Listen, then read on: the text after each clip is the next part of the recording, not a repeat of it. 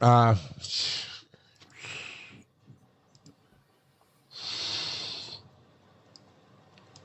Sorry, man. That it's sucks. it just. I'm with you. No, I mean, we've all had those things where we've started a podcast and the audio is not working right, and now it just ruins your flow. I can get settled pretty easily. Just need it to not adjust itself in front of my eyes. That's all. I have sliders for a reason. I have what I like for a reason. Yep. So it's okay. It's okay.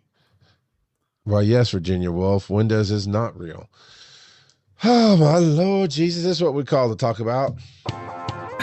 Get ready to laugh out loud with Wise and Nerdy, the show hosted by two hilarious dads who are bringing their unique Maybe blend three. of wit, wisdom, and nerdiness to the airwaves. So like that. From sharing hilarious anecdotes about their own experiences to giving advice on navigating the ups and downs of life, these two dads have got you covered. But that's not all. They're also obsessed with all things nerdy, from comic books and sci-fi movies to video and board games. So whether you're a fellow dad, a pop culture fanatic, or just in need of a good laugh, tune in to Wise and Nerdy and join in the fun. Oh, we got to shorten that intro. Humbug, man. Not tonight. Tonight there's no fun. There are no laughs. It is only coal for Windows 11. I say. Merry Hanukkah, everybody.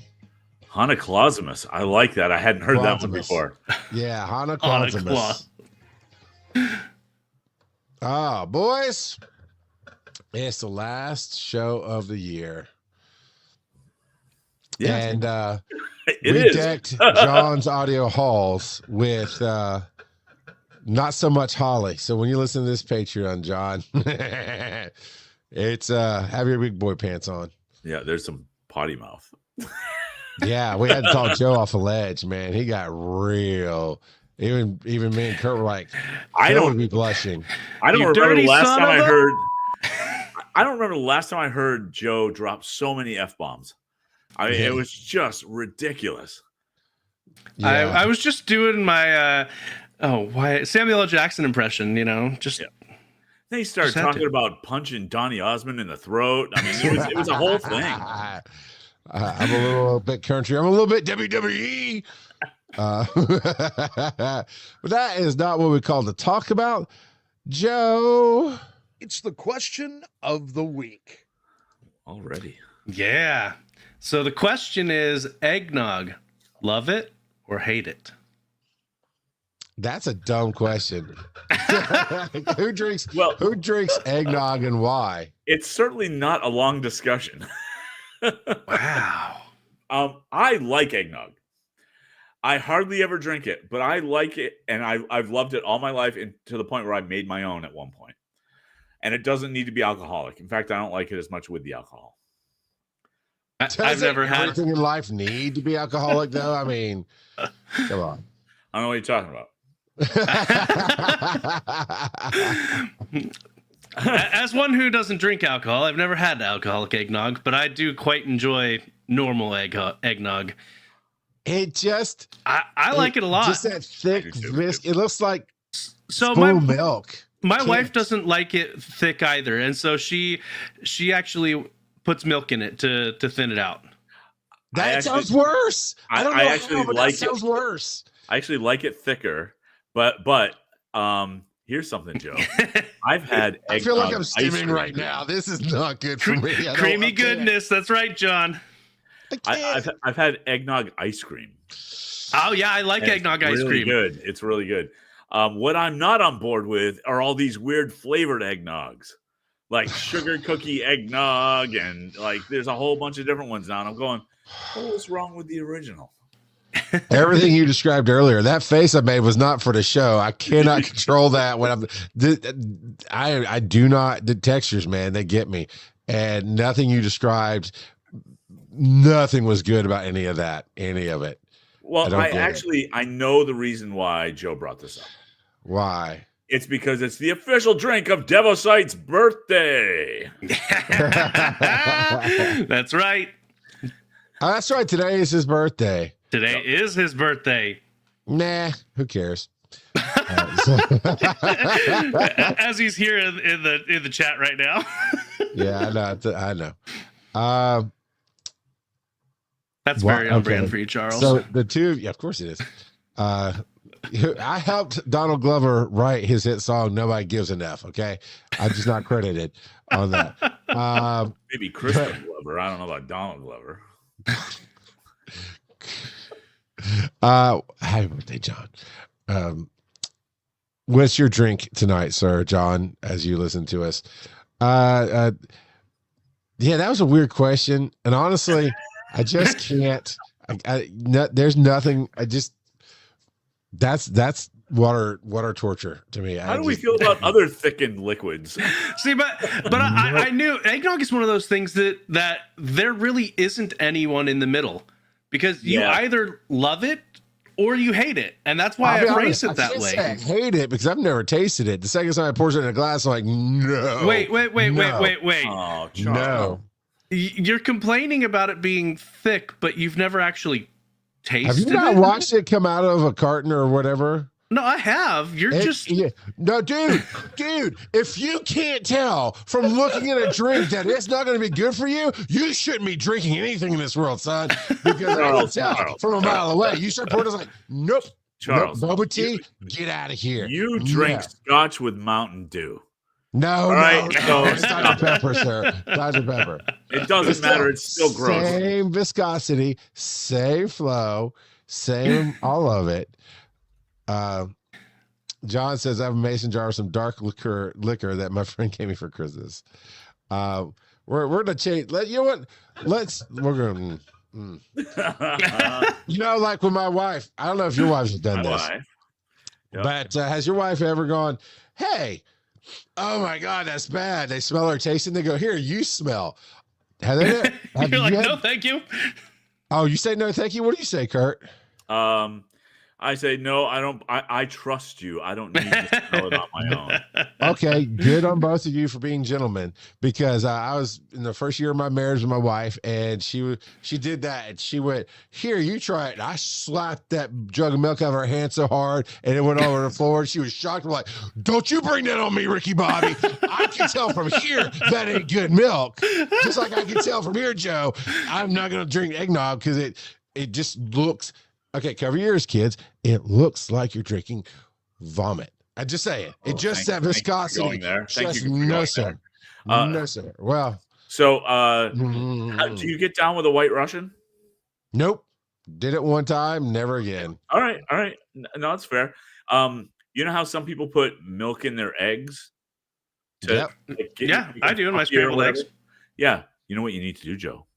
Put a little eggnog in. Is it good? It's really good.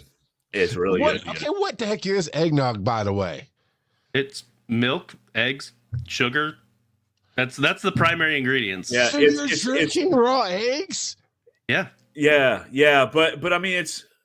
Welcome to the Halloween cast. This thing is the most terrifying show I've ever been on. I don't even know who you fools are anymore.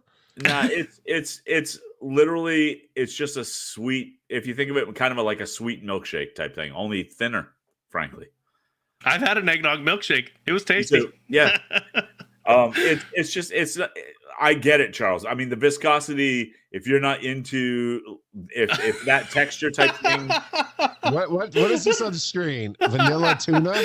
That was a mistake. Mistakes happened. Whoa. Wait. Now, hey, welcome to the free-flowing last show of the year, where we're going to talk about everything that pops into mind. Both Kurt and I have leaned in for this story. We can do what we want. It's our show. Tell me a story. Tell me a story about vanilla tuna. So we saw a Facebook short where they were saying, instead of mayonnaise, try Greek yogurt with some Dijon mustard in your tuna. I've done that. I've done that. Well, sure. I reached for the Greek yogurt. I grabbed the Greek yogurt. I put it in, but I accidentally put in vanilla Greek yogurt instead of plain. No, classic. I meant to grab plain. I just messed up, and so we take one bite of it. We're like, what? Huh? Okay, I So get that. this So is that's an Christmas. honest mistake. Yeah, That's an honest it wasn't mistake. like I intentionally was trying to have vanilla tuna. Vanilla tuna. I've used Greek yogurt to add instead of mayo to add that creaminess to the tuna, but then I'll put in like mustard or other some hot sauces, whatever, but just to give it some extra flavor. I do that almost daily, but I don't use tuna anymore. But regardless, so that's an honest mistake. I thought you literally were putting in from some tuna, Like vanilla a extract. vanilla extract. You know what I No. substitute for mayonnaise? Nothing. Why would Miracle you Whip. substitute anything? Miracle Whip. Gross. I don't like No. Miracle Yeah, Whip. pagan. Miracle Whip is not mayonnaise. Almonds is barely, but Growing up, I whenever we had tuna fish sandwiches, it was a flip of the dice whether my parents had Miracle Whip or mayonnaise on hand. Yep, And I didn't understand that there was a difference between them when I was little. But I could taste it. I'm like, can we have the good mayonnaise this time? and Which did you consider the good mayonnaise? Mayonnaise, real mayonnaise, not Oh, okay. Miracle Whip. Well, because some people, if Some people do like, yeah. because it's sweeter. It's very sweet. I'm But sure yeah, it's gonna no, have I some don't- kind of substitute for all the things that make mayonnaise good. Yeah, I don't care for Miracle Whip. Yes, I agree, yeah. John. Mayo is the good one. I used But to be a Joe- Miracle Whip guy.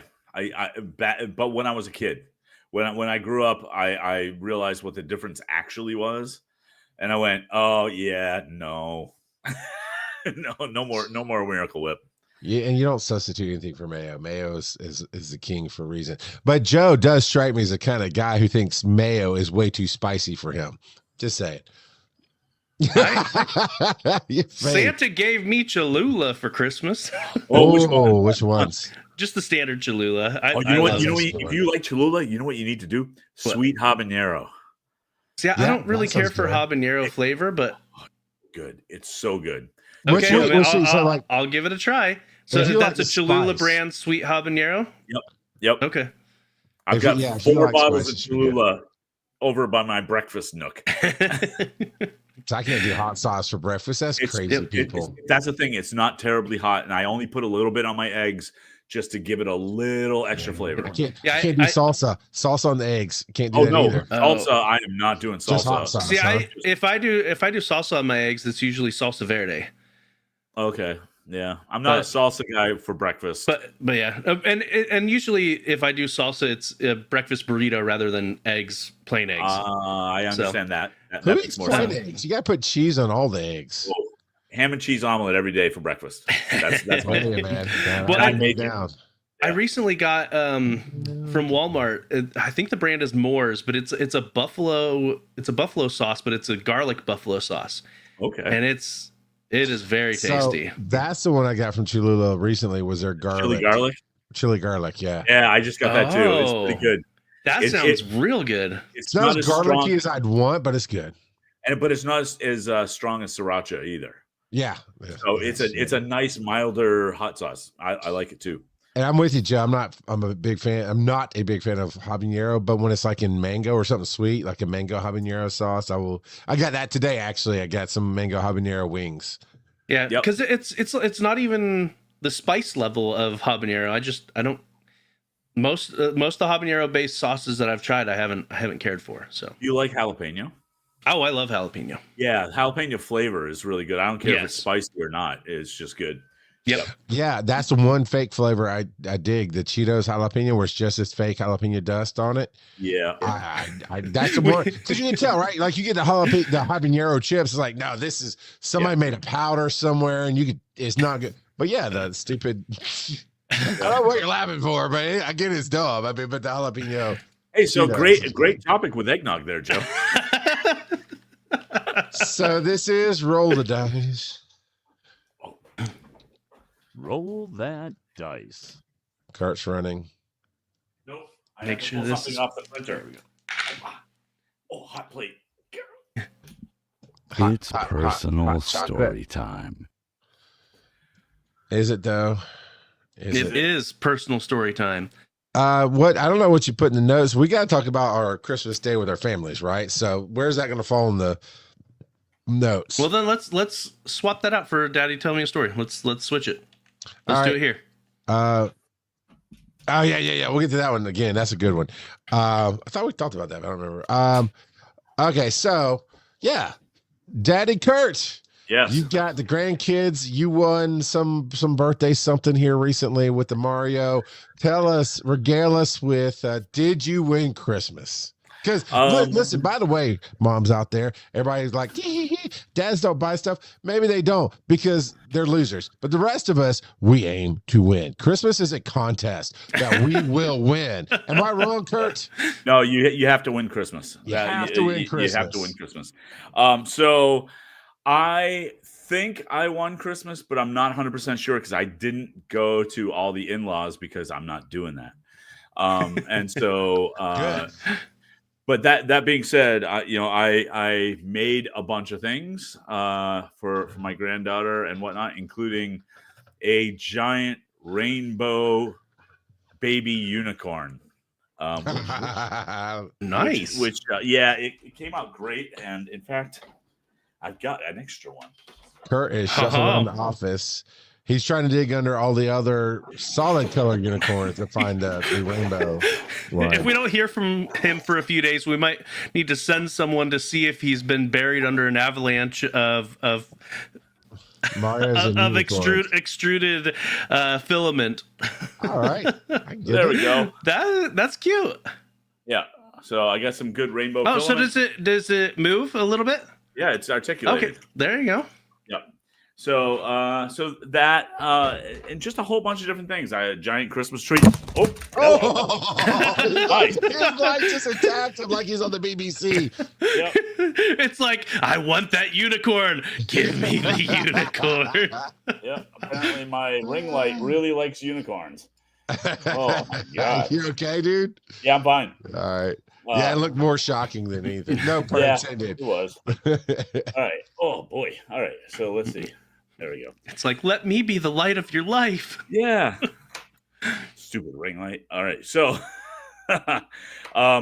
so I made a bunch of things for Christmas, including the Christmas that I did win was for my niece, who I gave her that same rainbow filament. I made a giant dragon egg out of it and made a Christmas dragon that was green with red antlers and yellow eyes, and she likes articulated dragons. She actually went to a craft fair, bought one, and I said, no more buying. Like, you don't have to buy those anymore. She goes, why not? I said, I'll make them for you. That's fine. So I made her one and gave it to her in the big egg, and apparently that went over big. And I made a nativity display for my mother-in-law, although I didn't see her open it because I'm not going over there. So yeah, no, it was good. It was a lot of good stuff. Wasn't the biggest thing that happened at Christmas. The biggest thing that happened at Christmas was Christmas Eve. I was in the ER. That was awesome. I saw that because you cut your thumb off. Not quite, but I mean, it's bandaged. Yeah. But yeah, I was a dum-dum. Didn't put the guard back on. Yeah. So, I had been using the guard. And, I watched your video. I can tell this made it so much worse. It's like I used it. I took it off for this. I was just about to put it back on. Went, yeah. So whatever. But boy, how old are your in-laws? Yeah, I don't know, 80s, something like that.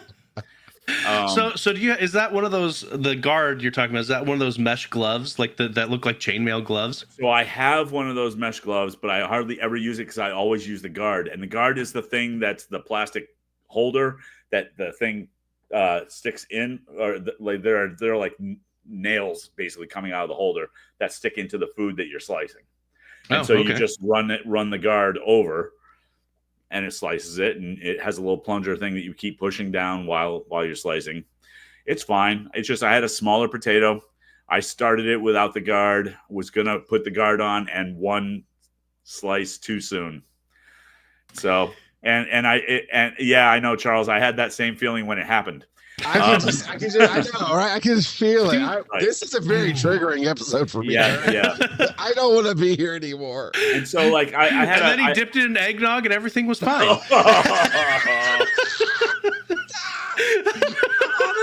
worst.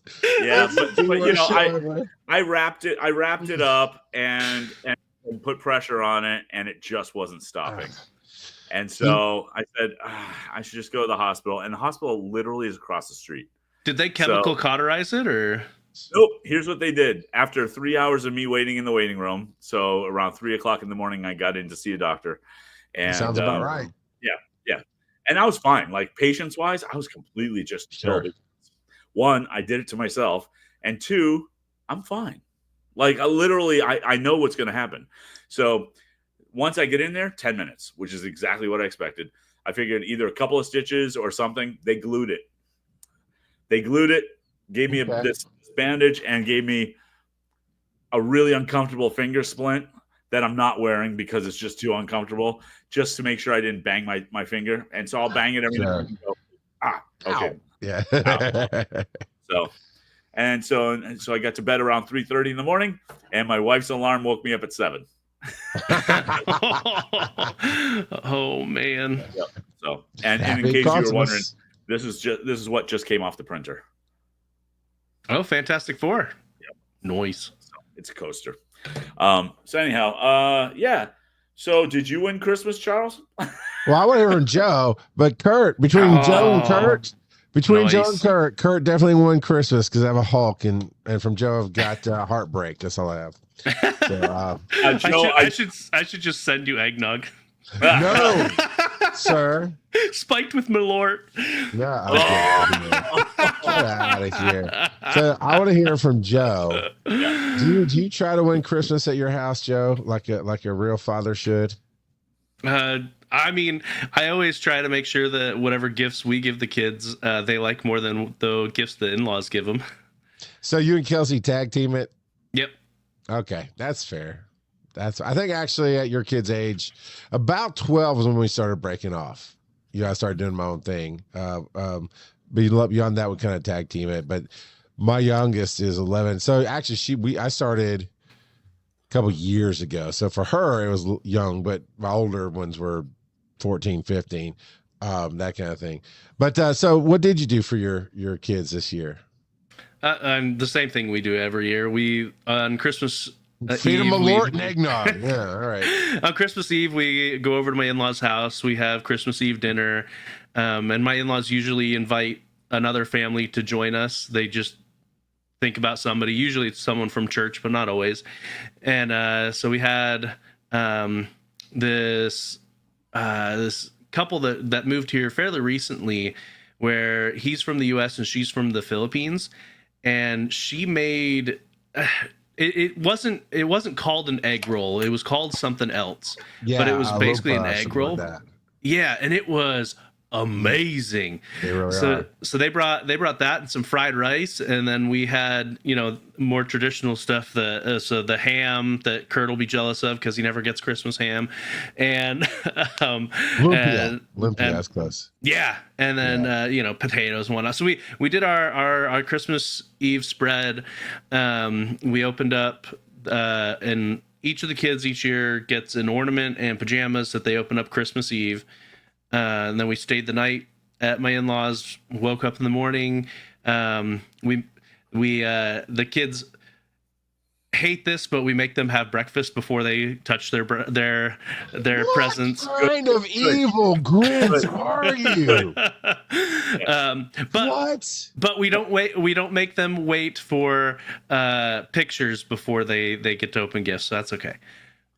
No, I'm calling Tennessee defects. That is not okay. You get your coffee, which you don't drink, and you sit down and you let them tear through their energy.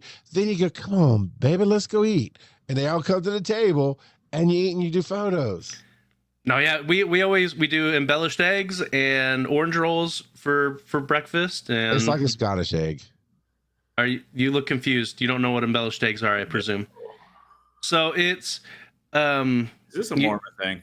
I don't think so. I've never had it until I married into my in-laws. We talked about this on Pokemon Go, and other people came out and said, yeah, we've done that. So yeah, embellished eggs, you cut up bread into chunks, you stick it in, you make a mixture of scrambled, like you don't actually cook the eggs yet, but you stir up some eggs and sausage, and you put that in there.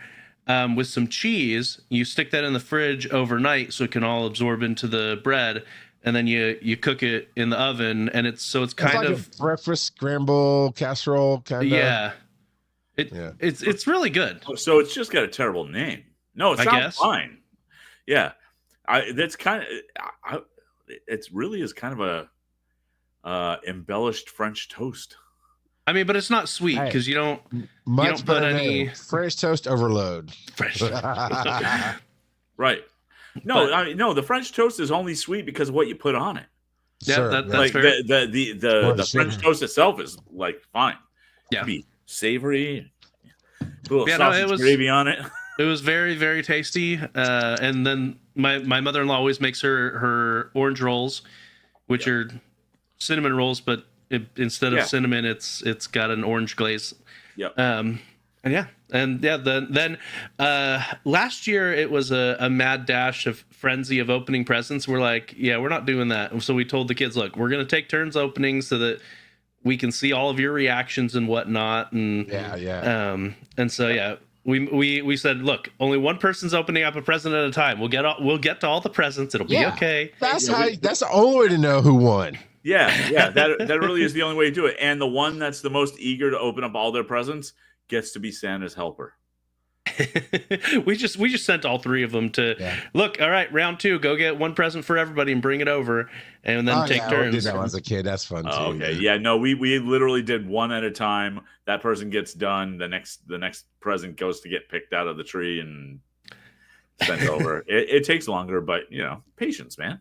Yeah. Well, okay. The worst one was when my wife's grandparents were still around, and that's really mean. Well, wait till I finish the story. Christmas dinner started at 4 p.m. We really didn't sit down to eat till about 7:30. We didn't start gifts till like 9:30. And at midnight 30, I'm like, it's been longer than an 8-hour day. And we're not done yet. I got to go home. I'm tired. So, but that was the thing is all adults with adult money. I don't think there was any. Sean maybe has some small kids, but the kids hadn't really started coming around at this point. But we're all the kids, my wife, her brother, some of the cousins are now married adults. And so they're bringing extras like me in. And so now you have this 30 adult party with stacks. I mean, everybody's super generous. There's stacks of presents. I mean, no less than 10 presents per person. And the Coopers are the worst about reading books. You'll get them a book, they'll open it up. And everybody goes, they want you to do, it's supposed to go, you open one, go around. You open, everybody opens one, goes around, but you don't start to, and they're like, you got to show us. You got to show us what it is before we can go, okay, cool. Now open the next one. And they'll open up a book. Here, I get it. And they'll just start looking at the back of the book. What is it? They ignore everybody. Oh. What is it? They'll start reading it. And they'll start reading the book. And the line will come around back to them. And they're still reading the book. Like, put your book down. Open up. Dude, we got stuff to do. Yeah. But read on your own time in the toilet like you should. like a real man. Read the toilet like a real man. All right. But compared to your parents, Joe, and the in-laws, did you win Christmas? Yeah.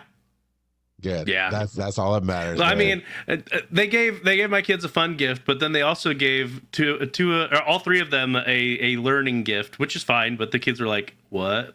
The oldest two got books to learn cursive, and the other one got a book to help with his handwriting. Terrible. You're a terrible person. Why would you do that? I know, right? Look, I'm all for better handwriting. I'm not all for cursive. I think it's the dumbest thing. I heard somebody the other day who's not even a boomer, but they're like, no, whatever, it's art form. I'm not discounting that, but it should be taught as art, not as handwriting. And secondly, as historical reference, because a lot of historical stuff is cursive. Look, if we want people to learn cursive, here's how you do it. We're taking the secret code class, and this is where you learn how to write secret code. There's somebody who's not even a boomer who's like, if you don't want them to be able to know what you're talking about, write it cursive. Right. No, dummy, there's still enough letters in cursive that look like, regular letters that you can figure out what you're reading. What? I don't understand. It's like pig Latin. That's not a secret either, eh? Right. Uh,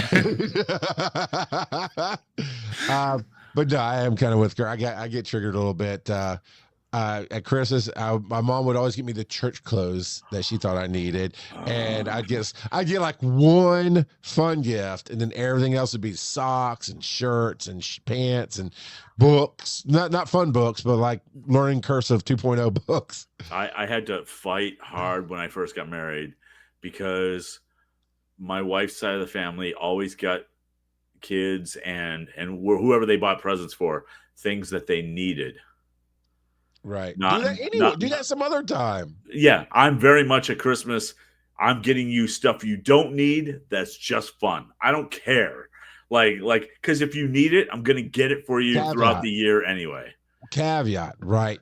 There's certain things that maybe people, as young adults, like my wife and I, well, we were always open to give us whatever you got. But there are some people like we're trying to make it on our own, and they won't necessarily accept it during the year, whereas they'll be grateful. That's different. That's conditional. That's a little bit that's conditional. an exceptional. That's an exception, yes, right? I mean, exactly.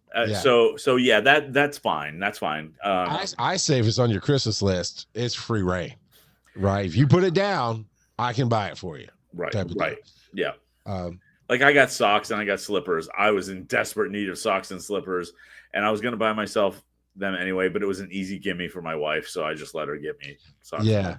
And that's my thing too. I don't always buy the stuff for myself that I probably should. So I also got slides this year off of my list, but they were on my list for a reason because I was maybe going to get around to getting them someday, and I was not unhappy to see them. But yeah, I absolutely won in giving gifts this year. Absolutely.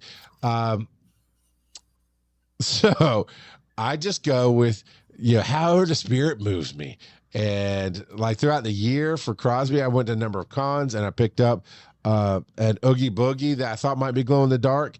Is not. However, it is a plushie toy, right? So she loves stuffed animals, those kind of things, plushies, whatever.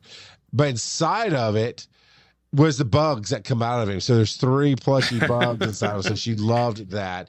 Then I got her some Nightmare Before when we were at this last con, Joe, at Conjuration. Thank you, Conjuration. I bought her that Nightmare Before Christmas tumbler that was hand done by the artist there. That kind of thing. Zoe. Oh, so we decided this year for the first time to do a white elephant gift as well. And so our rule is always, nobody's obligated to get presents for anybody, right? If you feel like you want to do something, you do something. And we let the siblings work it out. I think 2 years ago, they drew names. Last year, they tried to get something for everybody, but none of them quite liked how that played out. They'd rather load up somebody than spread it out. So this year we did a white elephant thing and everybody had fun doing that. It was interesting, but I knew my gift. My girls stay cold, all of them. So I got it off of TikTok, this big snuggie heated blanket that has feet pockets and armholes. And, if you wear it backwards, it has the place to put your hands in the pocket. If you wear it forward, it's like a robe, type of deal. And so they fought over that a little bit. So the whole bag was that. It was like glove, hand warmers, 100-page adult coloring book where it's literally, you can't tell the pattern. It's just numbers. So like I said, coloring book for ADHD people. And so they fought over that a little bit, but I bought, and my wife won that bag. But I bought extra Snuggies for the girls. For whoever didn't win the bag, so they got those, and they lost their minds on that. Every year, Aaron gets the pennant banner photo of all the stuff we've done this year. It goes up on the wall, like the pennant banners, blah, blah, blah. But then, with my boys, I just went with it. This is just what I felt like doing. And, my wife bought Zoe a little printer, a portable printer, and we thought it was going to be for like photos and whatnot. Apparently it comes with an app. You can draw little things. It's just cool, whatever. I think you can do some pictures, but it's not photo quality. But I said, it's almost like a Polaroid. And then I handed my daughter a Polaroid. It was on her list. I was like, I want your list. Here's a Polaroid with film. And of course she flipped out. Then Oakland, he got, for me, he got an Xbox Elite Pro Series 2 controller, which he absolutely loved, which, again, just the controller. He doesn't actually have an Xbox. Right. He just got the controller. No, see, I won that Christmas because day and date of release I was able to get him the Xbox Series X, and it was hard to do. And I did not spend extra, but I did hunt it down, and he got that for Christmas that year. Anyway, sorry, Joe. I'm good. I win. What's even funnier, though, is he's 19, right? He's been with a girlfriend for 2 years. And so by the way, we don't wait. We do our Christmas Eve night because we all like to sleep in, take some of the stress off of Christmas Day. We've already gone to my parents' Christmas Eve morning, so it gives us something really fun to look forward to. Don't ask. And no, Kurt, this is the first year. Even my kids were like, oh my God, we didn't have to sing happy birthday to Jesus. So he was telling his girlfriend, he's like, oh, look at what my dad got. It's so awesome. She started getting mad because she had bought him the same controller, same color and everything. I just beat her to the punch. And I didn't know. I didn't know by it. So I looked at her, I was like, just understand this family, daddy always wins. I always win. And then Ryland, he got I forget what he got from his mom or whatever, but I saved his bag for last because this was the slam dunk. He got the MetaQuest Oculus 3 for Christmas, and it's the lighter version, the little bit more affordable version. But he got his own Oculus, which won Christmas, and then it didn't stop there because the best gift you can give is giving, right? And the best person you can give to is yourself. So I got myself at Black Friday the newer CM28 wireless mics, like Tyra let me use. Oh, yeah. Yep. So been playing with those today. Now, and I held on. I said, I don't ruin Christmas either. I bought it at Black Friday. I left it sealed in its bag, ready to return to Amazon. If anybody got it for Christmas, they didn't because nobody's as good as I am. And then let's see. Let me show you this one right here. As you can see, kind of right here off camera, I got a nice Epson home theater projector 1080. Nice. I finally, now that one I've been looking at for a long time. BenQ something. I know I've talked off air about. I'd really like a projector for my backyard that I don't have to wait till it's dark to use. Because I got a little $60, $80 one from Amazon just to see if I'd even use it, and I loved it. So I wanted something better.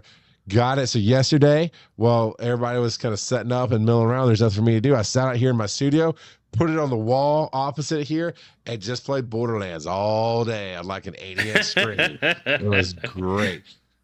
Which is going to play into maybe not a projector so much, but I am going to redo my studio this year with I've got some better ideas of like a small bookcase type thing at the bottom where I can put records and whatnot in it, and then just like I was going to put the banner up there and just hang little things behind me, whatever. But I'm thinking I might get a mount for the projector for when I'm not using it outside and put it behind, and then we could project our logo behind me. Yeah, there you go. Something, I don't know, but it was a lot of fun and I absolutely won. And I really, really, let me say this to the dads out here. Comes a PDA, a public dad announcement. All right. I was like, public display of affection. Yeah, exactly. He's like, I'm gonna kiss the camera, everybody. I'm pretty sure that doesn't mean what you think it means. I will publicly display my affection with a dad slap the next time I see one of these dads. But TikTok's full of them. The kids opening a PS5 and dad going, what? And all the jokes about, we believe dads believe in Santa too because we don't know what's under the tree. You're sorry. That's what you are. If you can't be involved in your family enough to at least, Joe, there's nothing wrong with tag teaming. My wife would rather we tag team, but she started this fight, and I don't back down from a fight, sir. I will win. So, but to just sit there and let one parent do all the heavy lifting, this is why there's a Valentine's Day. Oh, because that's the only one time a year that you can be guilted into getting the person you love something nice. This is why there's Christmas and stuff. Because Kurt, you just said you'd help people out all year round. Joe, I know you do. I do too. We not even just stuff they need. We'll see fun stuff and we'll pick it up and hand it to the person. Doesn't matter if it's birthday or Christmas, but you, the guy who doesn't know what their kid got under the tree this year, you're the reason we have to have these holidays. Get better. Yeah.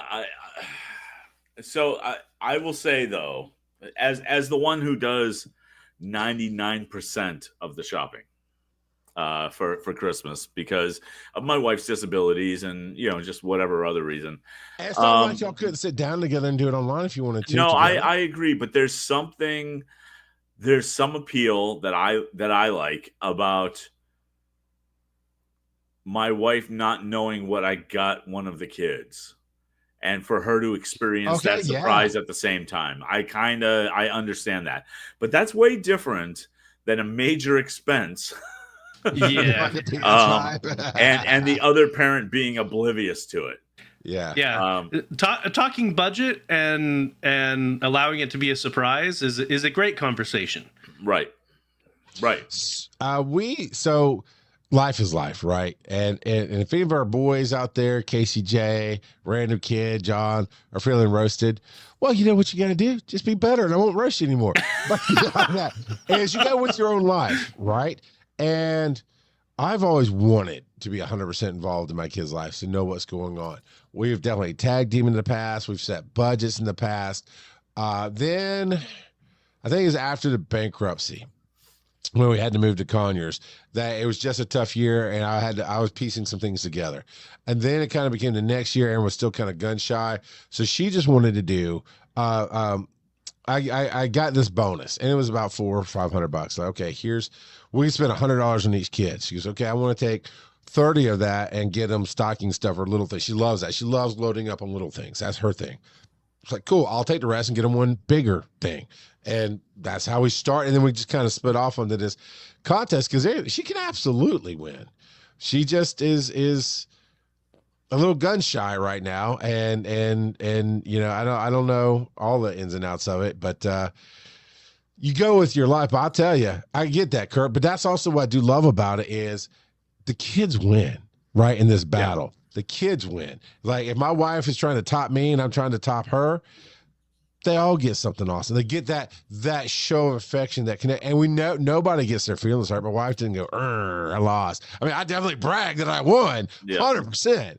But we celebrate that in each other. And there's been years when she's won, but it's really but I get what you're saying, Kurt. Is your wife's not knowing it's that, but her heart's in it, right? She's right there with you on it. Yeah. It's all good. Just remember, it could be worse. You could have gotten a cursive book. Yeah. Hey, Uncle Charles has got you. You want an Oculus? Hey, you get an Oculus, Jebediah? And you get no. Don't play that for them. I can't do that. I can't afford that right now. Roll that dice.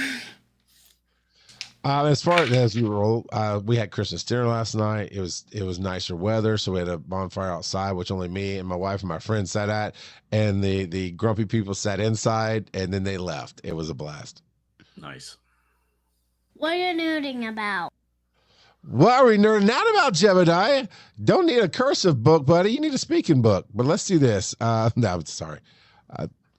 Did I go too hard there, Kurt? Is that faith? No, I'm just reading this list. Bob did talk about. Yeah. All right. So whoever wrote this list, let's just follow their mind down this rabbit hole. Sure. Okay. So the first one on there is mine. I wrote Your Name. For those that don't know, that's an anime. It's a movie. Oh, God. Of course. Would you like to play the game? Would you like to guess? Sure. I'm game. Can I go first, Charles? Yes, sir. Sure. Okay. So Your Name is about a Native American who has a magic pig that shoots rainbow pellets out of its snout when it's squeezed at the same time as he's playing Tetris. I'd watch that, but no. I bet you would. Well, and Kelsey says here, Bob did talk about wanting VR. They need to be 13. That's something about brain development and whatnot. Although my people under 13 got into it, I found I had to limit some of that. Just giving you a heads up there. You might. Anyway, Bob, come see me when you're older. I got your VR, which is a gateway drug into all the alcohol. Look at this. Look at this. Bob emptied my bottle when he came over. So it's, by the way, those of you not at home, this is, what is this? 1.75 liter Woodford Reserve bottle because it's in my decanter. Because at our company Christmas party, somebody who didn't really know alcohol bought way too much, and I came home with this Woodford Reserve is a nice one. I came home with that one, and then a whole big thing of Dewar's as well. So loved it. So you won Christmas. Yes, and then I was won the Christmas party. I was gifted 2 other bottles, like specifically bought for me. So I've had a great Scotch Christmas. All right, so your name. I think it is about a time traveling kid sucked into the past, and he has to run for president against Nixon. The key is he cannot remember his name or knows anything about it, so he has to figure that stuff out as he goes, but he is aided by an invisible computer that feeds him missions. Interesting. I think that was you just described Knight Rider. I kind of did, didn't I? Oh man. So Your Name is a movie. It was fantastic. I've had a lot of people mention it to me, and I didn't know a whole lot about it going into it, but I trusted the recommender on it. And it's where these two people are, their lives somehow got intertwined, where a couple of times a week they switch bodies. This boy and a girl, they're late teens, and so they start partially living each other's lives and leaving notes for each other on their cell phones about what happened that day, because at first they think they're just dreaming, but they're super vivid dreams, but then they realize no, they're swapping bodies. And so it ends up taking quite a few twists and turns as it goes along. But yeah, it was really, really good. And the animation was especially fantastic on it. I've watched plenty of anime where the animation was very lacking, but they usually come out strong for the movies when it comes to animation, and they definitely stepped up on this one. So do they follow the time cop rules? So if they meet each other and touch, they blow up? They melt. Both of them attempt to meet the other one at various points. But yeah, no, they do not follow the spoiler alert, they're separated by 20 years, and it's really just a mailbox they're passing notes through. There you go. The lake house. Yeah. But yeah, it was a fantastic movie. If you haven't given it a try, I mean, it's up to you. It's more slice of life, but it's got some mystery and some supernatural bits to it. I liked it. So, well, before you move on, yeah, we'll quick comment some movies we're into since you did a movie. I watched my favorite Christmas movie, Christmas Eve, Die Hard. It's not Christmas until I see Hans Gruber fall, and he fell before we did our Christmas. It was awesome. 8 Crazy Nights. I forgot how bad that really is. Really good movie. And then Red One. I would encourage everybody. That's the new one, right? I saw it. It was dumb fun. Yeah, and that's all. It's all a Christmas movie should be. Yeah. I love the fact that hit. J.K. Simmons was Santa.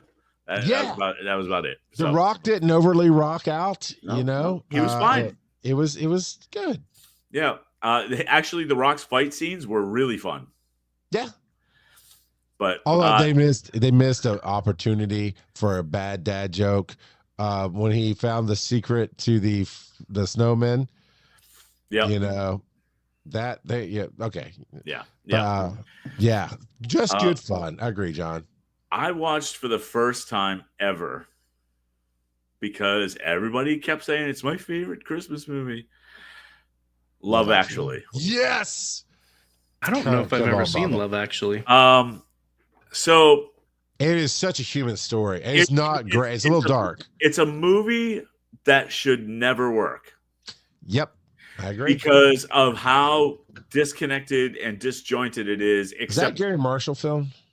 Oh, I don't think so. I don't think so, but it's similar. Like Gary Marshall does kind of feel like a Gary Marshall movie. Yeah, there's multiple stories that kind of intertwine. Yeah. And they kind of intertwine, but it's just like it's just weird. It's like it's very disconnected in a lot of ways, but little like cameo snippets here and there. Like when the dude went to America. Yeah, and he met the 3 girls. I'm going, oh, he is getting so ripped off. Like this just got a rip off. Like, no, didn't happen. No, right? He has had a great time. It's like, wait a minute. What's happening? There are a lot of names in this. A lot of names. Even the cameos. The cameos are big names. Billy Bob Thornton and Denise Richards and Shannon not Elle McPherson, the model. Oh yeah, Heidi Klum. Yep. Klum. And Shannon from American Pie. Shannon. Yes. Elizabeth. Shannon Elizabeth. Yeah. She had a cameo. It just again, the whole thing should not work. So there's a touching story about a single dad. There's a kind of a seedy industry story about a musician who was kind of selling out, which is the theme of the song is so good. I loved that that storyline because he just didn't care. Yeah. There's he's now famous in Marvel, but he was in Sherlock Holmes as Watson. He's in a storyline about making a porn. Basically, that I don't think he realized he signed up to do. It's honestly very touching. Then there's the horror story that's almost my life of the woman who's trying to date but has a brother in an insane asylum, and how that monopolizes her life. And it's very hard to watch that part. Was hard. That was heartbreaking, actually. Yeah. But the one that I loved, very close to my life sometimes. The story that I loved, which was ridiculous, the dude and the Portuguese housekeeper.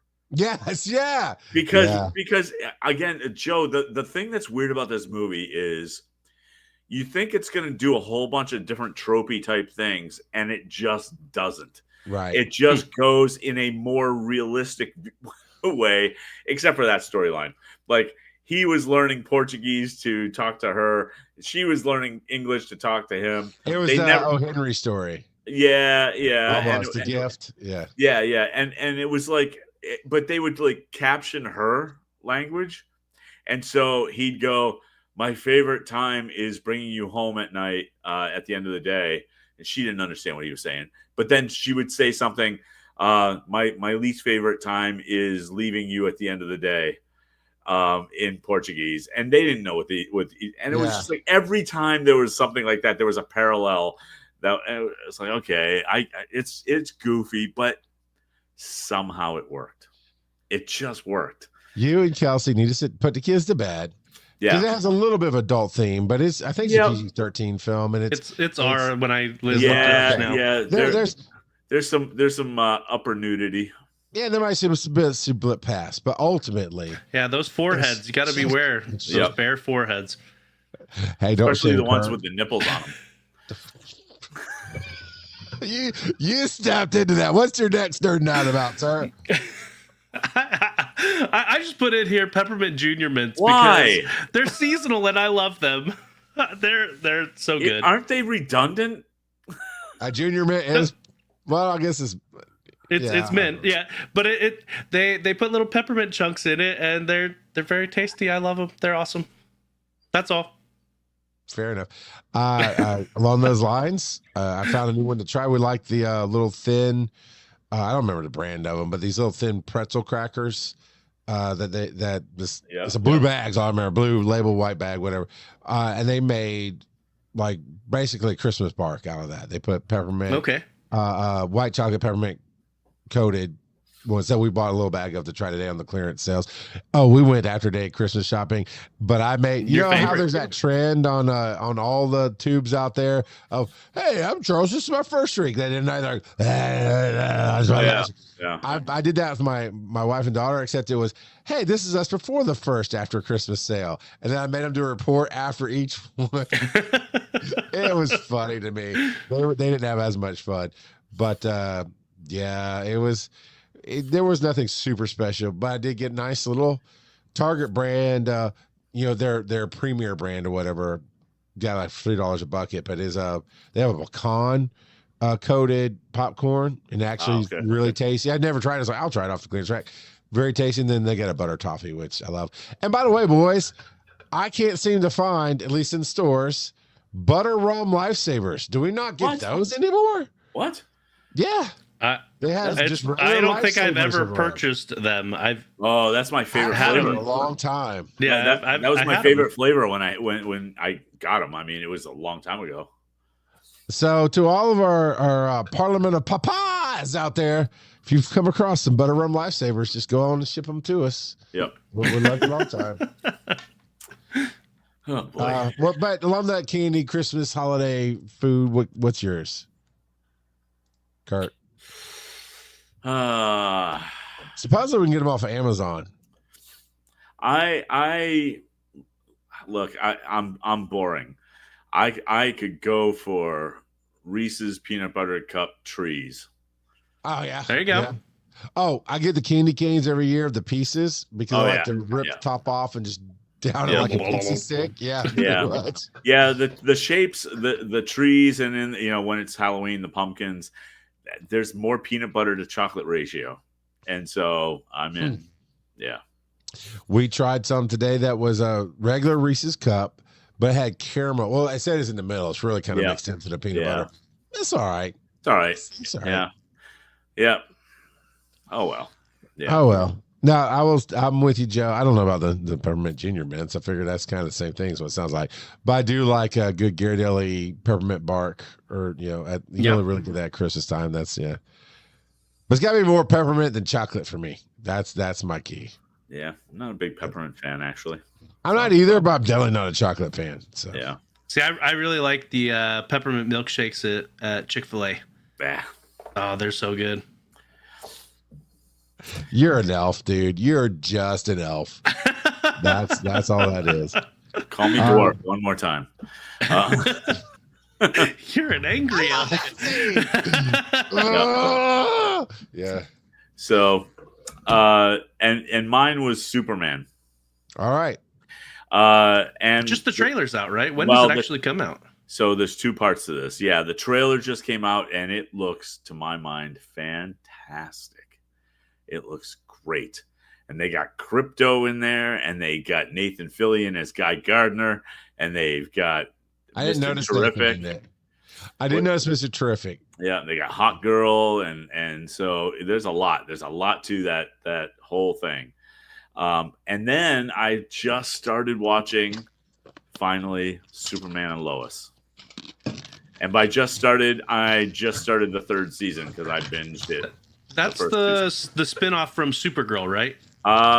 Yes. Yeah. He's the cousin. Okay. He's the cousin from another Earth, though. It's a parallel. Okay, so it's other crossovers or whatever. Okay. Just like Supergirl's a different Earth than Flash. Right. Blah, blah, okay. blah. All right. Yeah. So yeah. And it's really good. Like way better than I thought it was going to be.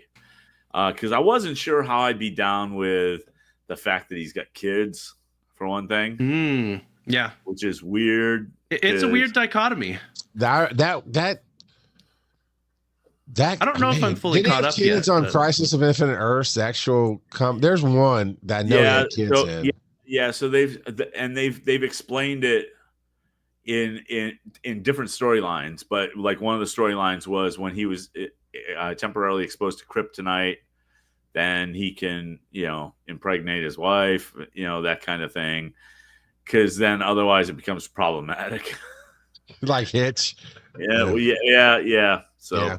But it's cool, and they did the storylines are a little strange, but we get John Henry Irons out of it, so we basically get Steel. Nice. Yep. And so is it just the 3 seasons so far? Good one. I think it's just 4. 3 seasons. They're ending the 4th one now, I believe. Okay. The last one. Then I don't think I've watched the 4th season at all. And what do you mean we finally got a good one? Shaq was a great Steel. Stop it. He could have been a fine Steel. No, his acting does not Because he's never a fine Did anything. you ever read anything No. about John Henry? Exactly. He's got like 4 frames. He is a side character in the death and life of Superman, but he's a cool side character. They just never do anything with him. Well, I mean, it was a perfect vehicle to launch a new character. Like that, Yes. The death of Superman thing was a perfect way to introduce somebody like a John Henry Irons, and I love that. And that's how he also got the clone. When they did that, were they just shopping around to see if any of these new character ideas stuck? Do you think that's what they were doing? Or no, I mean maybe, but I don't think so. I think literally when you kill Superman, you have to fill the void. Yeah. Right. And so you can't fill the void with just one person because it's Superman, and so that's what happened. Okay. Yeah, because I wouldn't put it past them to say, okay, we've taken this person out. Let's try these different ideas to see if any of them resonate with the audience. Well, yeah. I mean, ultimately, any new character introduction is that, because that's how new comics end up happening. They go, oh, enough of a fan base. Let's get, Steel had his own comic for a while. I mean, so they didn't go through the death really, but they had a couple of the characters from that storyline. So, but again, parallel universe. So I don't care. It works. And what I really loved about that character the most was just this guy who was inspired, was heartbroken about the fall of Superman, and decided to step up and do something for the world. Right. And he just built a suit. He's essentially kind of like Iron Man, but he's not rich at all. He just used what he knew, and he just forged a suit and went out to try to help fight some crime. And it was gonna be cool. But then he's like Iron Man meets Thor. Yeah, kinda. Yeah. And so what's been interesting about the whole series is that you don't get Lex Luthor until season 4. All right. And apparently that's I think they're done after 4 seasons. Yeah, I'm pretty sure this is the last season, because my buddy Jamie has been like, every release he's watching it the week of, and he keeps asking, have you seen it? I was like, no, man, it's on Hulu, and that's like the most expensive streaming service out there, and I'm going to wait till the spring when my HBO Max comes up for renewal. Then I'll do the bundle with Disney. Yeah, Hulu and Max together. But until then, we just wait. But but this Superman actor is not that actor, so it's a different universe Superman. The movie one. Yep. Oh, right, the new guy. Yeah, the new guy. And I don't know. He does a really great nerdy Clark Kent, which was nice for a change. I gotcha. Yeah, I don't know. I dig it right now. That trailer, really good. My biggest worry is with so many characters. Yeah, is how much character building can they realistically do? I trust James Gunn. He did well with Guardians of the Galaxy, and that was an ensemble cast. But I think he shines the most with ensemble cast. Suicide Squad 2 was definitely better than the first one. Yeah, we'll see, because I mean, this is them rebooting the DC universe, right? So, technically, they've already done it. And I'm watching the Creature Commandos on HBO Max. Oh, is Creature Commandos considered in universe for the new? Okay. This is James Gunn directed animation. It's really good. I've only seen the first episode, and it was really good. I just haven't. And that's on Max, right? I don't think I've watched it yet. Well, I know I haven't watched it yet. I thought I saw it when I was scrolling by, because my wife and I watched Dune Prophecy. It was okay. Still need to watch that. Yeah. But so I'm enjoying it. I'm liking the series. I figured I probably would, because I have pretty high tolerance for stuff, but the kids are making it interesting. Yeah. So, I cared more about the kids than I thought I would. Yeah, right. The thing that was jarring is the new actor playing the older, or not the older, but Jonathan. The new actor in season 3, they have a new kid playing one of the brothers. Okay, maybe I didn't watch season 3 then, because I don't remember that. I'm 2 seasons behind. Yeah. Yeah, and apparently he left for personal reasons. Okay. So whatever that means, but so I that's thought you actually meant Jonathan Kent in the movie trailer, because I thought it's about time we got a realistic looking farmer, who's retired or older or whatever. Yep. You know. Yep. So, but man, the world went nuts over the one line, crypto home. Yeah. Yeah. But it's going to be interesting. So yeah, Joe, I know you kind of piped in a little bit. What do you think of the new Lex Luthor?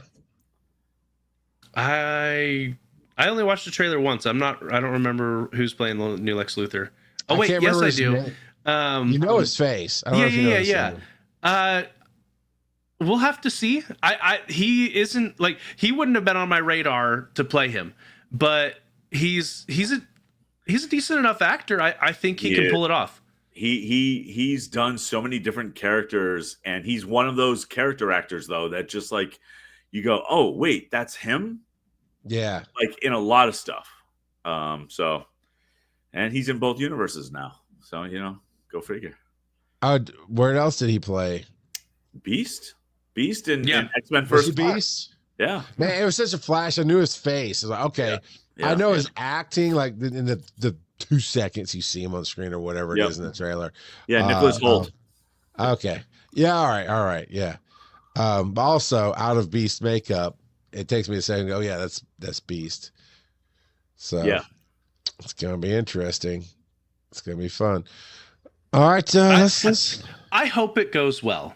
I would love to be excited for the DC stuff, because I haven't been excited for DC movies for some time. So yeah. I liked Venom: The Last Dance. That's not DC, but that's still bad.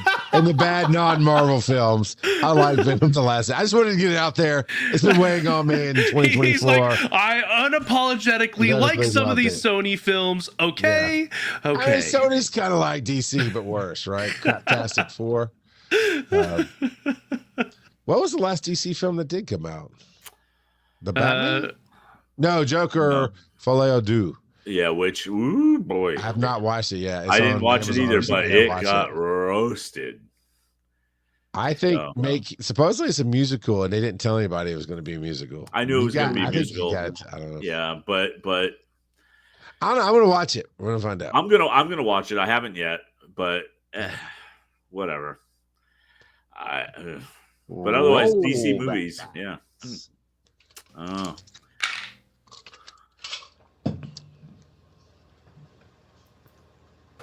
Wow, take forever to hit a button, bud. I think you went for a bio. I am pushing this button like 4 times. Time for a commercial break.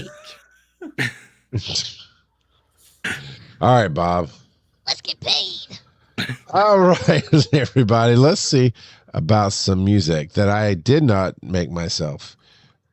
I'll get there. I told everybody I got a great Christmas present from John, which is a big repertoire of mixable music and sound effects and stuff. I just got to make some time to get into it, and I shall. But before we get there, I don't like that one. Man.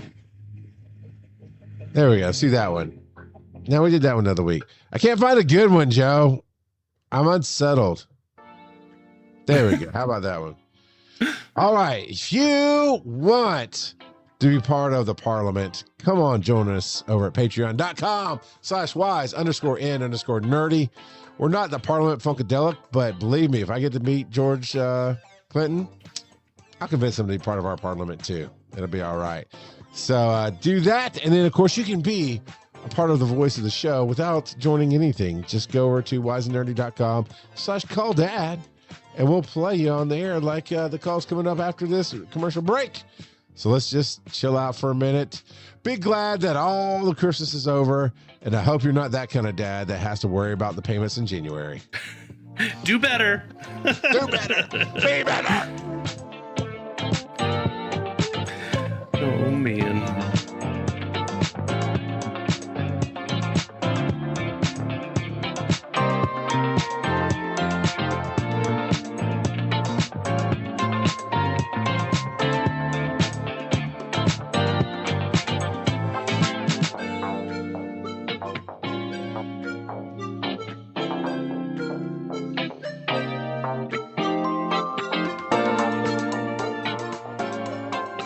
Yeah, I kind of dig the mellow music too, random kid. I feel like on a night like tonight where I came in hot. I went full send on the F-bombs right before the show. Feel like it's so good. Mellow music could be good in the background there. Joe, let's do some housekeeping here before we get to the audiograms. What's the question coming up? Yeah, so the question for our recording on January 16th is, what is your favorite Disney movie? Disney owns a lot of properties nowadays, so I expect a wide variety. My favorite is Shrek. It's Shrek. All dogs go to heaven. That's my favorite Disney movie. An American Tale. That's Davey and Goliath meet Godzilla. Did you say David and Goliath meet Godzilla? Kurt. Side note. What if I need that Godzilla? I need that Godzilla. Print me that. I know you do. I need that Godzilla. I know. Okay. I know. I'm not gonna ruin it for anybody. Go watch What If. The first episode was so dumb and so good. I love these. Watch What If.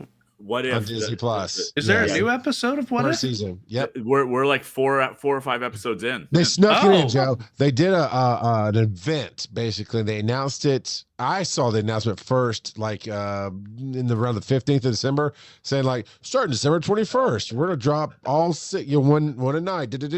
So it's kind of like a holiday event. But yeah, you can go watch it. Yeah. No, I completely missed that. I'll have to get caught up. Yeah, I knew I should have said something, but yeah, the 21st and it's running through the 29th, a new episode every day. Okay. Yep. I mean, I've got that, and Netflix just dropped the final season of The Dragon Prince, so I'll have to get on that as well. Nice. So, all right, but some people actually called to talk about some stuff. So we've got some messages from the birthday boy himself. A couple episodes back, I mentioned Epiphany. So Epiphany is in the old church calendar, church events, was the 12 days after Christmas. Well, actually, Christmas is the first day, and it goes on. And so the Epiphany, or the 12th day, is when the wise men found the Christ child, an epiphany. They found him, got it. Anyway, I remember this actually from high school because my grandfather would get me Christmas socks every year. I still have, I think, all of them.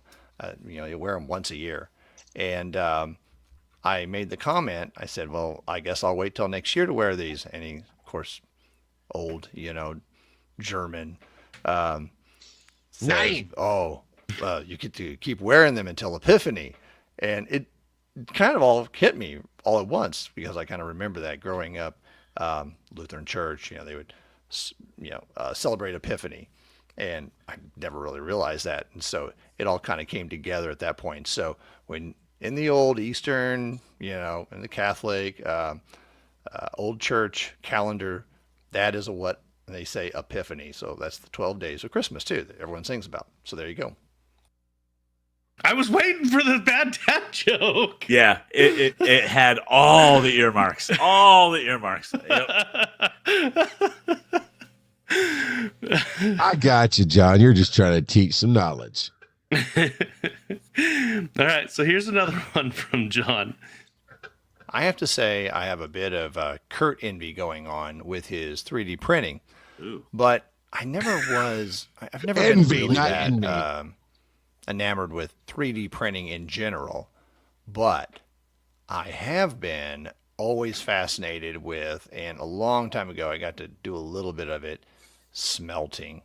And so tonight I was talking to my wife during my birthday Can you lunch smell what the John is cooking? And I said, she's like, what do you want? I said, strangely enough, I think I'd like to get a smelter in, she said. And you know what? That would just be perfect. I can see you getting one. You should get one. And so I am shopping for a smelter to do casting, and I don't know where else. I don't know. There's just something really viscerally fun about melting something down. And I guess I could make some money off it too. You can melt copper, gold, whatever. But anyway, or I can just make things. It'll be kind of not a challenge. It is a challenge because it's very different. You don't just work with it. You have to be careful with it. And I'm just kind of excited. This will be kind of fun and see what I can come up with. Don't you have to make molds and stuff for that? Like you melt it down and you pour it into a mold? I would assume so. Yeah, it really depends on what you're doing. But yeah. I mean, because you could do it. Is he going to get into some blacksmithing type stuff or just melting into molds, that kind of thing? Yeah. I guarantee you he's going to pour it into an anthole at some point. Just everybody does, right? Yeah, everybody, yeah. But we ought to hook him up with Bean. Yeah, and John says yes. And John, speaking of winning Christmas, I did see the picture of the 3D print that Kurt you did for the Bat House. It looked really cool. Yeah, he has an anvil. Yeah, he sent the logo, and I knew his kid did an Eagle Scout project, and so I figured give him a little remembrance of it. Yeah, it's pretty cool. Man, that's. Okay, was the biggest thing about that whole story is when he goes, I kind of think I might want to do this, and the wife was like, "That sounds like a plan." It's like, sounds like a great wife. I mean, it's not just supportive. Yes, ma'am. It's just right there, right timing. And she definitely wants you to make her something. It's not clear yet, though. She probably hasn't let the cat out of the bag yet, but she wants another 9 iron so she can hit you over the head with it. But man, I need to quit my job so I can just sit here and create. I miss those days. I don't miss the days of not paying. Well, I paid my bills, but it was a hustle. But just to wake up some mornings and go, man, I could mix some music right now. I can record a podcast. I can edit something. And then later on, I can go get in my car and hustle some money. I kind of miss that a little bit. Not that John quit his job. I don't know what he does, but he makes a lot of cool stuff, it sounds like. So, good on him. What else we got? That is it for the speak pipes for tonight. John sent a bunch of bad dad jokes, which we'll get to shortly. What about in the Discord? Is there anything there for any of the questions of the week that we may have missed? Let me double check.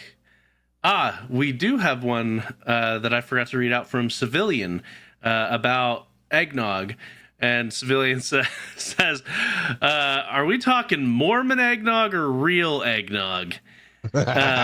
So apparently, and I didn't know this was a thing, because I said, I replied, I said, I assume you mean by Mormon eggnog, you just mean non-alcoholic.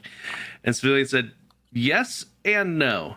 As someone who lived in Utah my whole life, I found LDS people don't know how to make good eggnog. Oh. My little bro who left the church makes the most killer eggnog with and without alcohol. So I don't know. I don't know what Mormon eggnog is, but I've definitely had some people that have made their own homemade eggnog that's been not good. So I just assume it's that. So. Yeah, I did my own at one point, but it's been years and years. I think literally like 30 years since I've made homemade eggnog.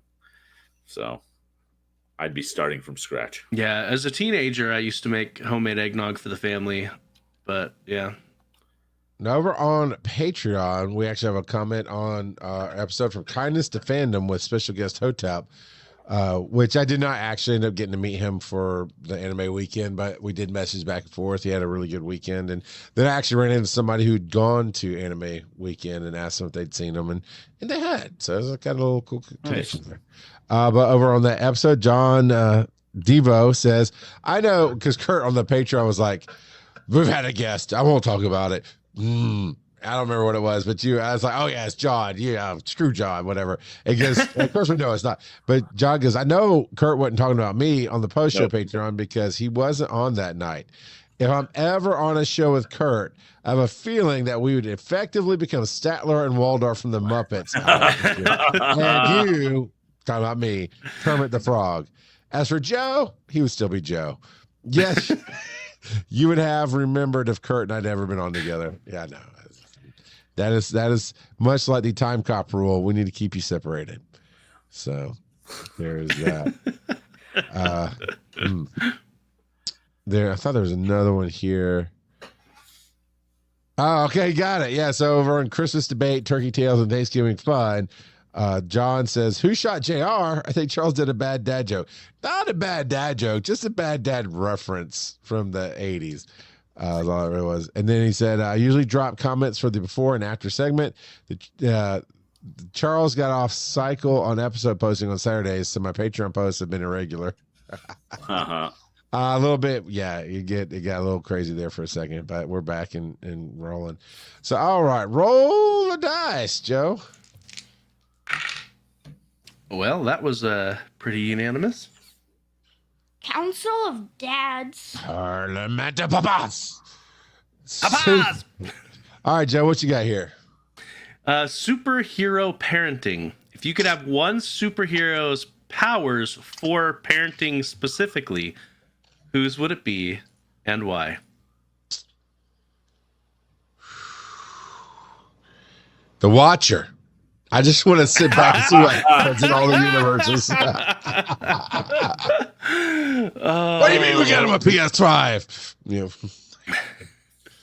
I think the first one that comes to my mind is Hero. I think his last name's Nakamura from Heroes, where he's got the Master of Time and Space. Okay. I mean, being able to just freeze your kids and cool off while you get a level head before getting after them would be awesome. Or just freeze them and take a nap because they're tiring. One of the two. Plus teleporting would be awesome. Well, yeah. I'm going Black Bolt. You don't want Dad to yell at you.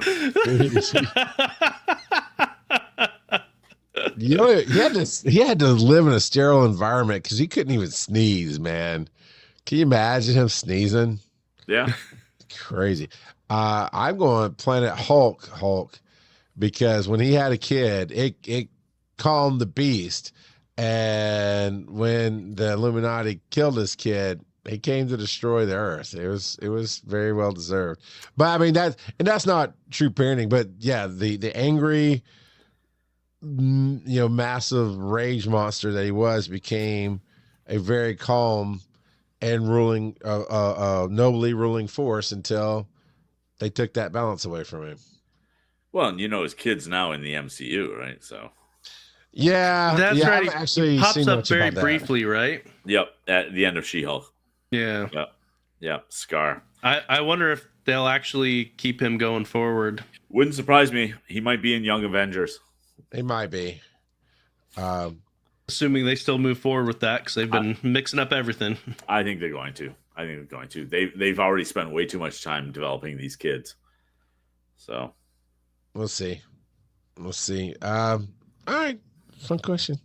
What's the worst hero you could have as a parent? Your power as a parent. The question. But superheroes' powers, right? For parenting. You know what? I'm going Xavier. I'm going psychic. Because look, it sounds like it'd be perfect because then you can tell if your kids are lying. You do not want to hear what your kids are thinking. Not to that level.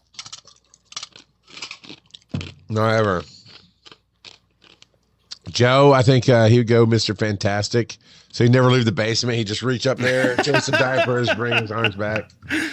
Fine. Oh, Mr. Fantastic. Roll the dice. We only have 2 more segments, and we know what's coming. All right. I guess we're going to end on the bad dad jokes because I rolled. How do I? Kurt. Yeah. I don't know if you have one for this. I do. Oh, cool. Well, yeah. Let's hear it, Pappy. How do I survive attending conventions with younger kids in tow? Okay, so I've done this to a barbershop convention that I went to. When the kids were young, we brought the kids. And the best thing we did was hired a babysitting service that the hotel supported. So Interesting. we drag the kids around all day long to whatever, and then nighttime hits, babysitter comes in with activities and stuff for the kids. Mom and dad go out. And it was perfect. And that's the second best thing you could do. The first thing you could do is leave them home. Do not bring your kids. Again, you said young kids. Yeah, we do have to define it. What was age of your kids in? Like they were, I want to say 8 and 4. Okay, that's kind of young. It was too young. It was too young. So yeah, see, my oldest is 12, and he would putter out so bad that he couldn't keep up with the demands of what we normally do at Dragon Con. Right. Some of these more Dragon low Con's key, a different beast. It really is. Some of these more low key ones, like Conjuration, I think he would have been fine at. But Dragon Con, he would putter out and get real moody real fast because he would be low on energy. It is a little different though too, Joe, because you're working the con too.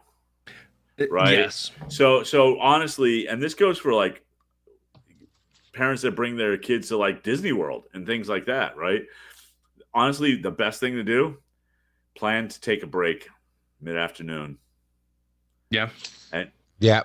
And just that's just an adjustment you got to make, right? And like whether it's go back to the room, go hang out in the pool and just chill, but away from all the stimulus, and just take a break, take a nap, whatever.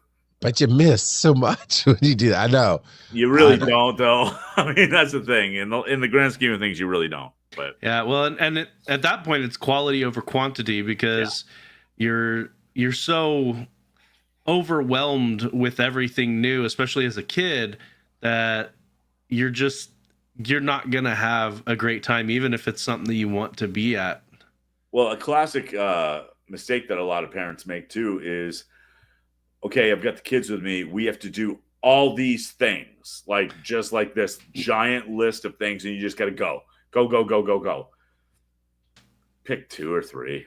See, fine. I get it, but also that really pisses me off. She's like, I spent this X amount of money for us to see her not do something.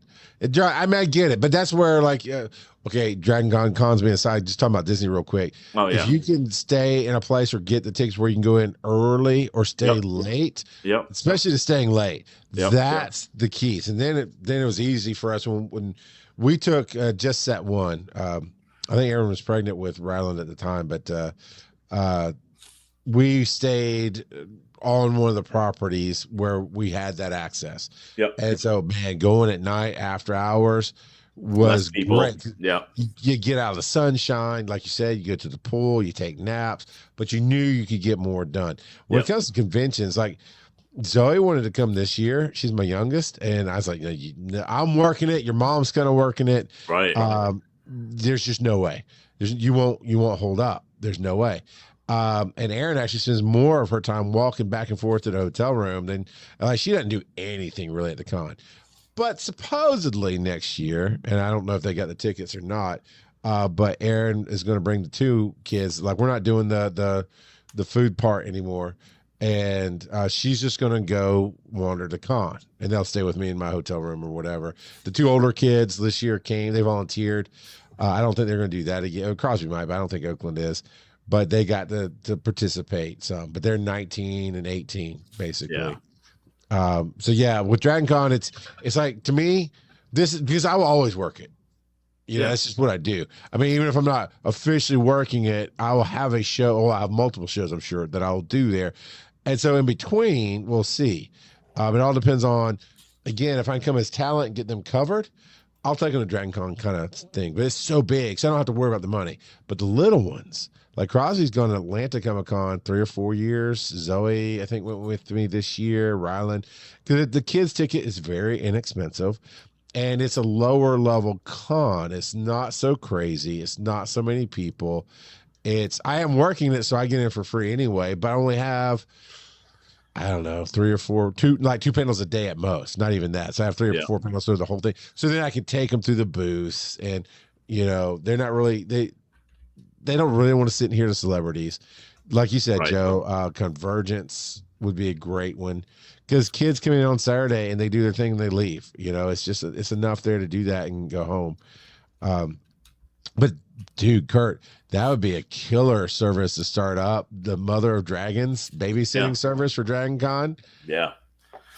For the parents. It's like, I know Steven, he did half the con he normally does when his wife and kid came, because he wants to spend time with his kid, and when they crash, he wants to be there for them and stuff. But I know, like, in a whole different way as a creator, I'm not trying to speak for Steven, but this is how I kind of see it, and I think this is what he was saying. It's like, in a different way, he loves bringing them, but he also, as a creator, loves that they're not coming. I think they didn't come this last year. It's just a different con for him. Yes. Yeah. Yeah. It's honestly, it's like going on vacation. It really is like going on vacation with your kids versus without your kids. It's a different experience altogether. Yep. Yeah.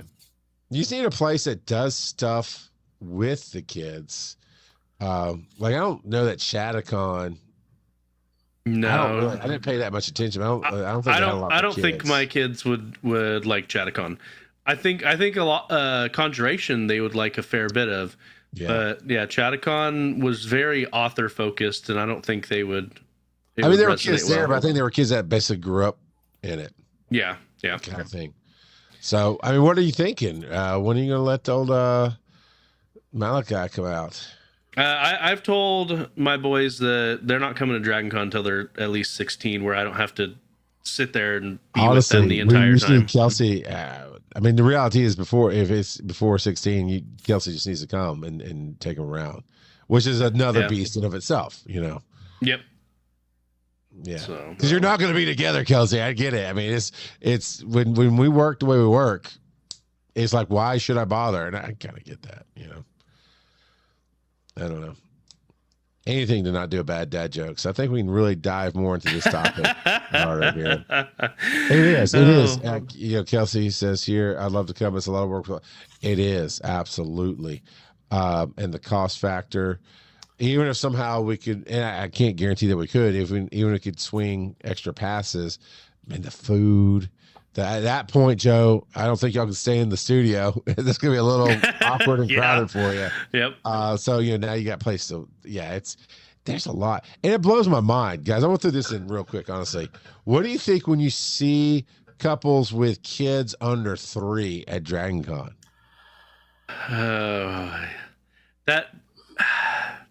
We obviously listen and we don't judge. I just assume they don't have anyone that could watch their kids. That's what I assume, because at that point their kid isn't really getting anything out of Dragon Con, and so that's my take on it. And I kind of, maybe I shouldn't, but I make assumptions about their life, and I feel sorry that they don't have anyone that they could count on to watch their kid. That's a little bit of a sad, dark path. It is, but that's I don't see it. That's what goes through my head. Gotcha. I actually think that because I think we all know how much work that would be, right? If we were, even if we weren't working it, right? Going.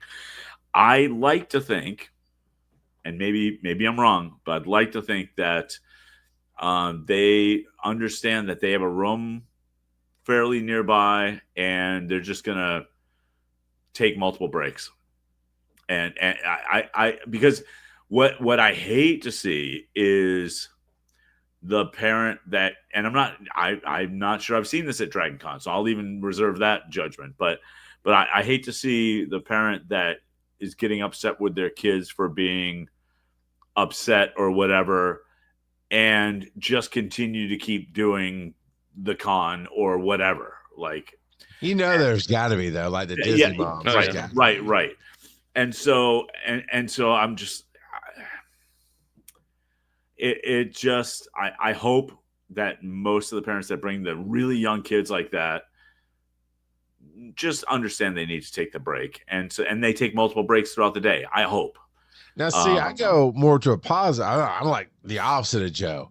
I think that when I see him, I make an assumption, but my assumption is, oh, you want to raise your kid in the thing that you love, but also at the same time, it's taking away from the thing that you love, because especially when they're infants, you're carrying them all the time. You got the stroller. You're always having to stop the diapers and bottle feedings or those kind of things. There's a lot more that goes into bringing a kid, and it's weird for me because, like I said, every con I ever go to, I work it.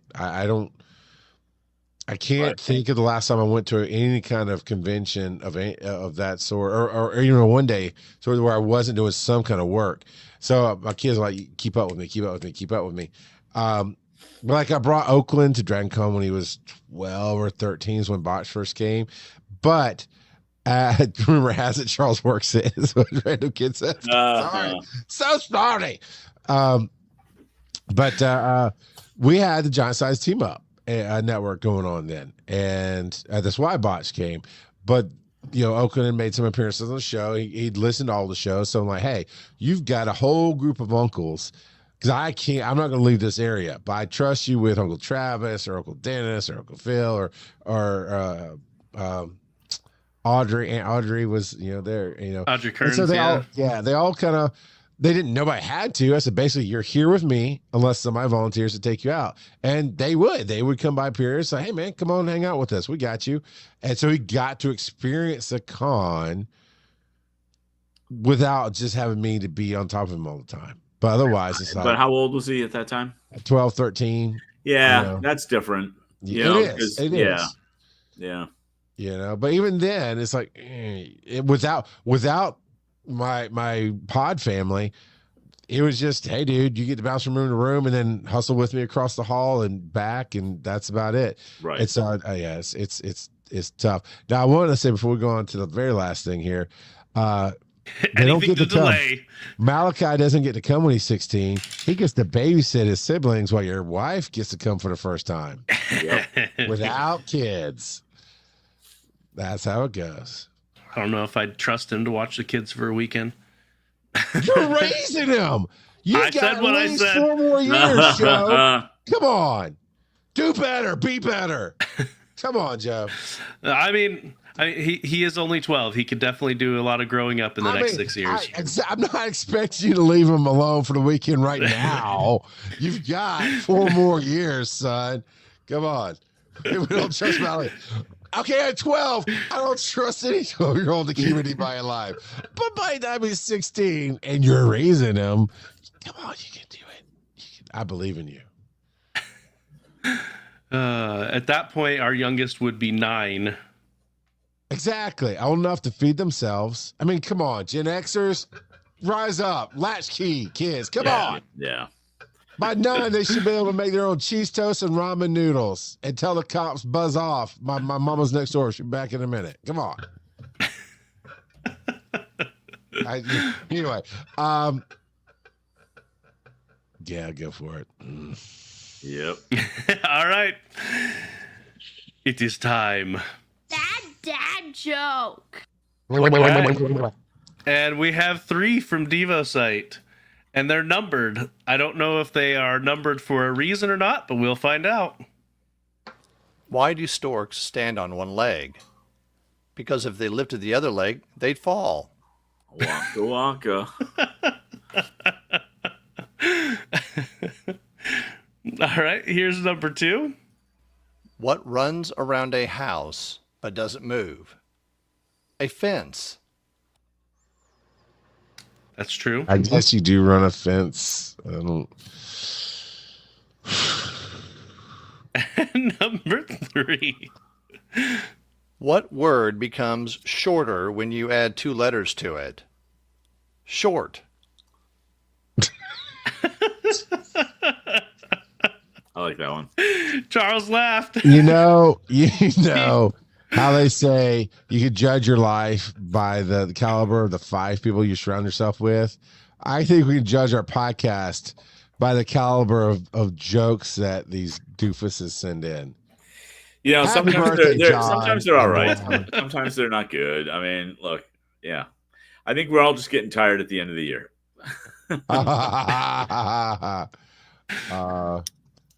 Let's see. going to say the Nutcracker with you kids. I get that. How can children get opposed to that opportunity? A con that's different. Yeah.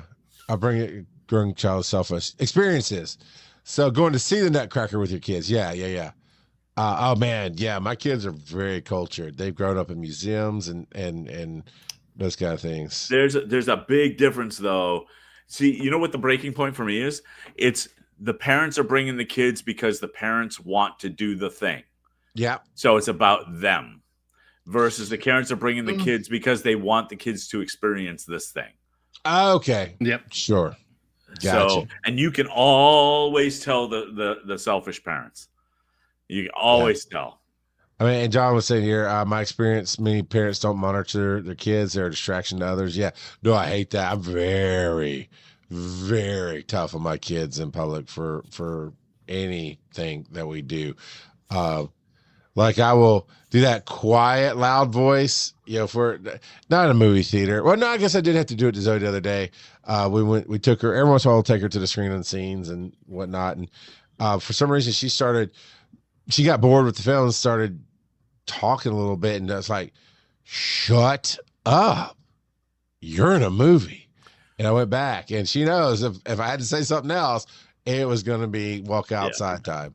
Not that I hit her or anything, nothing like that. But it's like, nope, we're done. We're going to go home and we'll take something away from you that you like because not good. But yeah. All right. So before we move on, the since we're kind of talking about the kid exposure thing and the time of year that it is, would you guys ever bring your kids to Times Square for New Year's Eve? Oh, I wouldn't even go there. Period. I have no desire to go there. So, I mean, if I was into it, yes, I would. Well, I don't know. It's kind of overrated because they drop the ball every year.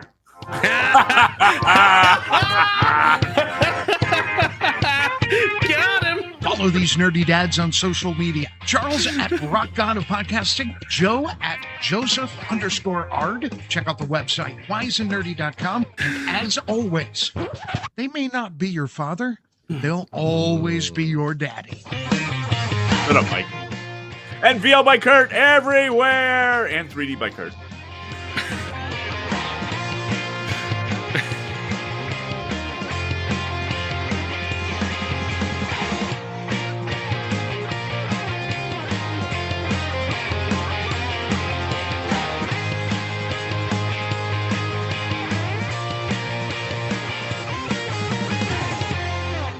Eggnog makes you hood.